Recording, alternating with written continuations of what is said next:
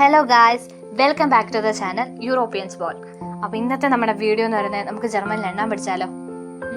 അപ്പോൾ നമ്മളൊരു ലാംഗ്വേജ് പഠിക്കുമ്പോൾ അതിൻ്റെ ബേസിക് കാര്യങ്ങളിലൊന്നാ അല്ലേ നമ്പേഴ്സ്, ആൽഫബറ്റ്സ്, നമ്മുടെ ഇൻട്രൊഡക്ഷൻ, അതുപോലെ അതിൻ്റെ വൊക്കാബുലറി, അതുപോലുള്ള കുറച്ച് ബേസിക് ആയിട്ടുള്ള കാര്യങ്ങളിലൊന്നാണ് നമ്മുടെ നമ്പേഴ്സ്.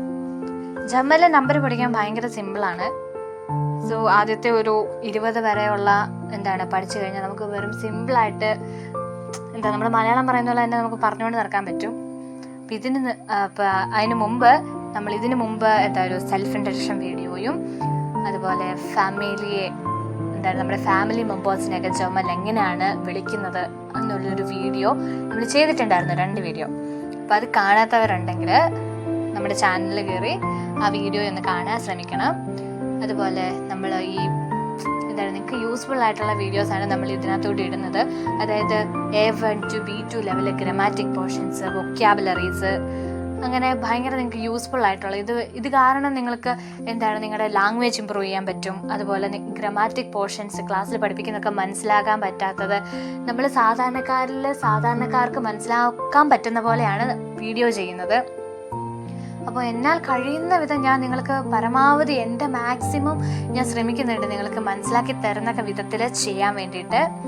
അപ്പോൾ നമ്മുടെ ചാനൽ ആദ്യമായിട്ടാണ് കാണുന്നതെങ്കിൽ സബ്സ്ക്രൈബ് ചെയ്യുക, തൊട്ടടുത്തുള്ള ബെല്ലൈക്കൺ പ്രസ് ചെയ്യുക, അതുപോലെ ഓൾ എന്ന ബട്ടൺ എനേബിൾ ചെയ്ത് കൊടുത്തു കഴിഞ്ഞാൽ ഞാൻ ചെയ്യുന്ന ജർമ്മൻ്റെ വീഡിയോസ് എല്ലാം നിങ്ങൾക്ക് നോട്ടിഫിക്കേഷൻ തെറ്റാതെ ലഭിക്കുന്നതായിരിക്കും. അതുപോലെ നിങ്ങളുടെ ഫ്രണ്ട്സോ റിലേറ്റീവ്സോ ഒക്കെ ആരെങ്കിലുമൊക്കെ ജർമ്മൻ പഠിക്കുന്നവരൊക്കെ ഉണ്ടെങ്കിൽ അവർക്ക് നമ്മുടെ വീഡിയോ ഒന്ന് ഷെയർ ചെയ്ത് കൊടുക്കണം. അപ്പോൾ നമുക്ക് വീഡിയോയിലേക്ക് കടന്നാലോ. അപ്പോൾ ഇപ്പം ആദ്യമേ ഞാൻ പറയാൻ പോകുന്നത് നമ്മുടെ 0 തൊട്ട് ഒരു 10 വരെ എങ്ങനെയാണ് ജർമ്മനിൽ പറയുക അല്ലെ ചൊല്ലുക. ഓക്കെ, നോക്കാം നമുക്ക്. 0 0, 1 1, 2 2, 3 3, 4 4, 5 5, 6 6, 7 7, 8 8, 9 9, 10 10. അപ്പം നിങ്ങൾ ഇതിൻ്റെ ഔസ്പ്രാഹ്യ, അതായത് പ്രൊനൗൺസിയേഷൻ കറക്റ്റായിട്ട് പഠിക്കാൻ ശ്രമിക്കണം കേട്ടോ. അപ്പോൾ ഇത് കുറച്ചുകൂടെ നല്ലത് എഴുതി വെച്ച് പഠിക്കുന്നതായിരിക്കും. നമുക്ക് പ്രൊനൗൺസിയേഷൻ മാത്രം പോരല്ലോ, ഇതിൻ്റെ സ്പെല്ലിങ്ങും കൂടെ പഠിക്കണമല്ലോ.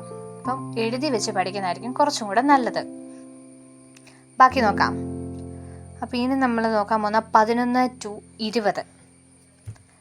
11 നമ്മൾ എൽഫ് എന്നാണ് പറയുന്നത്. 12 12, 13 13, 14 14, 15 15, 16 16, 17 17, 18 18, 19 19, 20 20. പിന്നെ നിങ്ങളൊരു കാര്യം ശ്രദ്ധിച്ചിട്ടുണ്ടോ എന്ന് ശ്രദ്ധിച്ച് നോക്കിയാൽ അറിയാം. നമ്മൾ മലയാളത്തിൽ 1 2 3 എണ്ണിക്കഴിയുമ്പോൾ നമ്മൾ ആദ്യമേ ഇപ്പോൾ 21 ആണെങ്കിൽ നമ്മൾ ആദ്യം 2 പറഞ്ഞിട്ടാണ് 1 പറയുന്നത്. ജർമ്മനിൽ നേരെ തിരിച്ചാണ്, നമ്മൾ 1 പറഞ്ഞിട്ടാണ് 2 പറയുന്നത്. ഇതിപ്പോൾ ഈ 12-ൻ്റെയും 13-ൻ്റെയൊക്കെ കാര്യത്തിൽ നോക്കി അറിയാം. 12 ആദ്യം നമ്മൾ 2 പറയുന്നത്, അതിന് ശേഷമാണ് നമ്മൾ 1 പറയുന്നത്. അപ്പം അതുപോലെ തന്നെയാണ് ബാക്കിയുള്ളതെല്ലാം.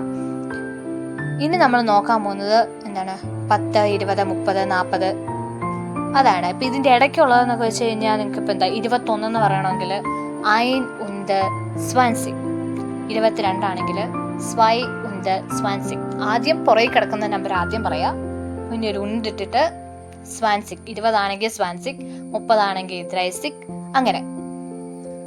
പിന്നെ അടുത്തത് 10 10, 20 20, 30 30, 40 40, 50 50, 60 60, 70 70, 80 80, 90 90, 100 100. ഓക്കെ, ഇതുപോലെ 101 102 ഒക്കെ നമ്മൾ ഇതുപോലെ തന്നെയാണ് കേട്ടോ പറയുന്നത്. പിന്നെ ഇനി അടുത്തത് നോക്കാൻ പോകുന്നത് നമ്മൾ 100 to 1000, അതായത് 100 200 300 400 500. ഇത് എങ്ങനെയാണ് പറയുന്നേ എന്നാണ് നോക്കാൻ പോകുന്നത്.